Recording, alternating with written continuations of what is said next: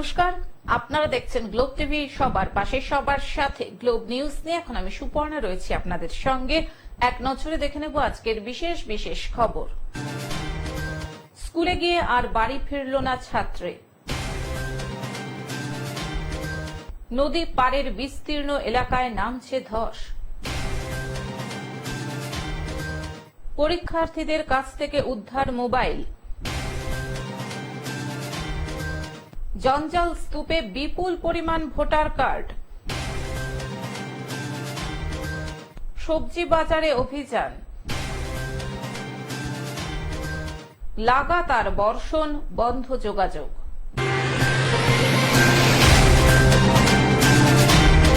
আসছে বিস্তারিত খবরে। স্কুলে গিয়ে আর বাড়ি ফিরল না ছাত্রী। উত্তর 24 পরগনার বসিরহাট মহকুমার হিঙ্গলগঞ্জের বাঁকড়া এলাকার ঘটনা। মৌমিতা চক্রবর্তী নামে এক মাধ্যমিক পরীক্ষার্থী গত সোমবার হিঙ্গলগঞ্জ রানীবালা গার্লস স্কুলে গিয়েছিল। স্কুলের ড্রেস ও স্কুলের ব্যাগ নিয়ে যাওয়ার পর স্কুল থেকে আর বাড়ি ফেরেনি ওই মাধ্যমিক পরীক্ষার্থী। অনেক খোঁজাখুঁজির পর বিভিন্ন জায়গায় খোঁজ খবর নিয়ে ওই স্কুল ছাত্রীকে পরিবারের লোকেরা খুঁজে না পেয়ে গত বৃহস্পতিবার হিঙ্গলগঞ্জ থানায় নিখোঁজের অভিযোগ জানায়। নিখোঁজের অভিযোগ জানানোর পরেও ওই নাবালিকাকে খুঁজে পাচ্ছে না পুলিশ। গত প্রায় এক সপ্তাহ ধরে ওই নাবালিকার কোনো খোঁজ না পাওয়ায় যথেষ্ট আতঙ্কের মধ্যে দিন কাটাচ্ছে পরিবারের লোকেরা।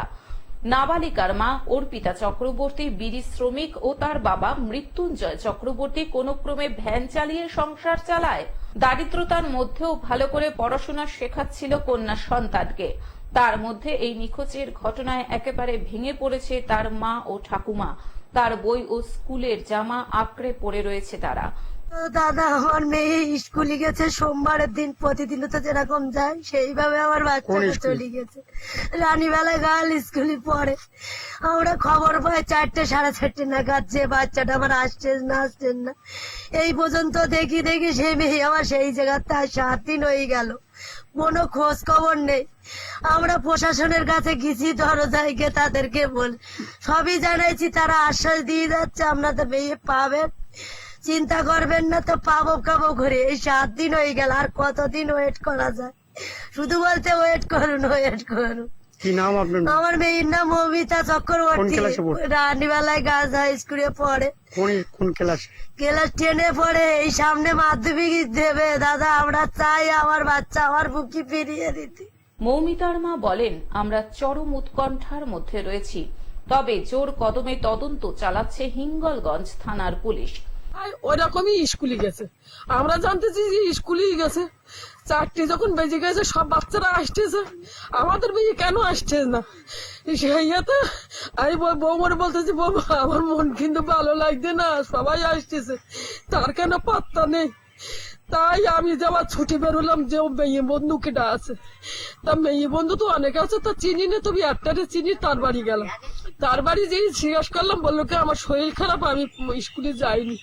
ওখান থেকে বাড়ি এসে সবার কাছে করলাম। আমার ছেলে নাম ছিল না, আমার মেয়ের নানির নাম মৌমিতা চক্রবর্তী। বসিরহাট থেকে শ্যাম বিশ্বাসের রিপোর্ট, গ্লোব নিউজ। নদী পাড়ের বিস্তীর্ণ এলাকায় নামছে ধস। হুগলির খানাকুলের বালিগড়িতে প্রবল বর্ষায় নদীর জল বাড়ার ফলে নদীর পাড়ের বিস্তীর্ণ এলাকায় ধস নামছে। আমাদের এখানে হয়েছে বড় মাঠের কাছে যে একটা বিশাল বড় একটা ফান্ড নিয়েছি, ঠিক আছে, আমরা খুব আতঙ্কের মধ্যে আছি। এটা ইমিডিয়েট ব্যবস্থা করা দরকার আছে। অনেকটা অংশ তো অনেকটা অংশ ধস হয়েছে। কতটা আতঙ্কের মধ্যে রয়েছে? আতঙ্কটা আছি আমরা সবাই। এলাকার মানুষজন অত্যন্ত আতঙ্কের মধ্যে রয়েছেন, এমনটাই বললেন স্থানীয় বাসিন্দারা। হ্যাঁ, প্রথম কথা হচ্ছে এই বিগত কয়েক বছর আগে বা আগের বছর থেকেই নদী বাঁধার অনেক কাজ হয়েছে। পার্শ্ববর্তী গ্রাম গণেশপুর বা ওইদিকে চিংড়া নতিপুর সব জায়গাতেই কাজ হয়েছে, কিন্তু বালিগড়ে সেইরকম কোনো কাজ হয়নি। বস্তার কাজ তো হয়নি, শুধুমাত্র মেশিনে কিছু করে বালি কেটে আর ওপরে তুলে দিয়েছে। তো বন্যার সামান্য জল বেড়েছে, খুব জল বাড়েনি, কারণ এই সামান্য জলেতেই আমাদের বালিগড়ের একটা সাইড ধস নিয়ে নিয়েছে। তাই আমি উচ্চতর কর্তৃপক্ষের কাছে আবেদন করব, অন্তত বালিগড়ি গ্রামটার দিকে যাতে একটু নজর দেওয়া হয়। এই গ্রামে বেশ প্রায় 2 থেকে 3 হাজার লোকের বাস, কিন্তু এই নদীর ধসের কারণে যদি এরকম ধসতে থাকে তাহলে অনেকেই বাস্তুহীন হয়ে পড়বে তাই কর্তৃপক্ষের কাছে খুবই মানে আমার একান্ত অনুরোধ যেন আমাদের বালিগড়ি গ্রামটার দিকে একটু তাকানো হয়, কারণ জল যে খুব বেড়েছে তা নয়, এই সামান্য জলে যদি এরকম ক্ষতি হয় তাহলে বিগত দিনে যদি আরো জল ছাড়ে তখন বালিগড়ি গ্রামটার অবস্থা খুবই খারাপ হয়ে পড়বে। তাই যত তাড়াতাড়ি। এই ধস হুগলি থেকে কৌশিক ঘোষের রিপোর্ট, গ্লোব নিউজ। পরীক্ষার্থীদের কাছ থেকে উদ্ধার মোবাইল। চাকরি সংক্রান্ত ANM লিখিত পরীক্ষা চলাকালীন পরীক্ষার্থীদের কাছ থেকে 41টি মোবাইল ফোন উদ্ধারের ঘটনায় বিশৃঙ্খলা ছড়ালো মালদা শহরের একটি হাই স্কুলে। রবিবার দুপুরে এই ঘটনাকে ঘিরে ওই স্কুল প্রাঙ্গণে পরীক্ষার্থীদের সঙ্গে সংশ্লিষ্ট শিক্ষা কেন্দ্রের কর্মকর্তাদের বাকবিতণ্ডা বেঁধে যায়। পরিস্থিতি সামাল দিতে ঘটনাস্থলে পৌঁছাতে হয় ইংরেজ বাজার থানার পুলিশকে। পুলিশের সামনে পরীক্ষার্থীরা নিজেদের মোবাইল ফেরতের দাবিতেও বিক্ষোভ দেখায়। যদিও পরীক্ষা কেন্দ্রে উদ্ধার হওয়া ওই 41টি মোবাইল পরে স্কুল কর্তৃপক্ষ সংশ্লিষ্ট থানার পুলিশের হাতে তুলে দেয়। সেই পরীক্ষা বেলা 12টা থেকে বেলা 1:30টা পর্যন্ত সেই পরীক্ষাতে ফ্রি স্ক্রিনের সময় 41খানা মোবাইল ধরা পড়েছে এবং এই মোবাইলগুলো আমরা পুলিশের হাতে হ্যান্ড ওভার করছি। যারা ছাত্র তারা বলছিল নাকি মোবাইলগুলো ওনারা আপনাদের হাতে দিয়েছে বা বেরানোর টাইমে দিয়ে দিবেন, এরকম কোনো না, এরকম নয়। তাদের কাছ থেকে লুকোনো অবস্থায় ফ্রি স্ক্রিনের সময় সেই মোবাইলগুলো ধরা পড়েছে এবং একটা বড় সংখ্যক মব সেই মোবাইলগুলো ডিমান্ড করছিল। এই অবস্থাতে আমি পুলিশ ডাকি এবং পুলিশের হাতে আমরা সেই মোবাইলগুলো তুলে দিচ্ছি এবং পুলিশ আমাদেরকে জানায় যে পুরো ডিটেলস মোবাইলে লিখে তাদেরকে দিতে হবে। আমরা সেই মতোই অফিসিয়ালি পুলিশের হাতে মোবাইলগুলো তুলে দিচ্ছি। মালদা থেকে অভিষেক দাসের রিপোর্ট, গ্লোব নিউজ। জঞ্জাল স্তূপে বিপুল পরিমাণ ভোটার কার্ড। কয়েক হাজার ভোটার কার্ড উদ্ধারের ঘটনায় শনিবার সকালে ব্যাপক চাঞ্চল্য ছড়ালো মুর্শিদাবাদ সালার থানার ক্যানেল পার্ক কুলোরি মোড় সংলগ্ন এলাকায়। স্থানীয় বাসিন্দারা কান্দি কাটোয়া রাজ্য সড়কের পাশে কুলোরি মোড় থেকে দত্ত বরুটিয়া যাওয়ার দিকে একটি জঞ্জাল স্তূপের মধ্যে কিছু ভোটার কার্ড পড়ে থাকতে দেখতে পান। এরপর উৎসুক জনতা সেই কার্ডগুলি সরাতেই জঞ্জাল স্তূপের তলা থেকে উদ্ধার হয় কয়েক হাজার ভোটার কার্ড। স্থানীয় সূত্রে জানা গিয়েছে, উদ্ধার হওয়া কার্ডগুলির মধ্যে যেমন প্রচুর পুরনো ভোটার কার্ড রয়েছে, তেমনি জঞ্জালের স্তূপ থেকে উদ্ধার হয়েছে নতুন ভোটার কার্ডও। স্থানীয় সূত্রে জানা গিয়েছে, বেশ কিছুদিন আগে ক্যানেল পার এলাকায় জঞ্জাল স্তূপের মধ্যে ওই ভোটার কার্ডগুলি কেউ বা কারা ফেলে দিয়ে যায়। তবে স্থানীয় বাসিন্দারা প্রথমে বুঝতে পারেননি জঞ্জাল স্তূপের মধ্যে কি পড়ে রয়েছে।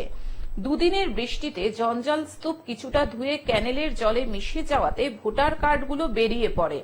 রবিন শেখ নামে স্থানীয় এক বাসিন্দা বলেন, গত এক সপ্তাহ আগে কেউ বা কারা জঞ্জাল স্তূপের মধ্যে ভোটার কার্ডগুলো ফেলে দিয়ে গিয়েছিল।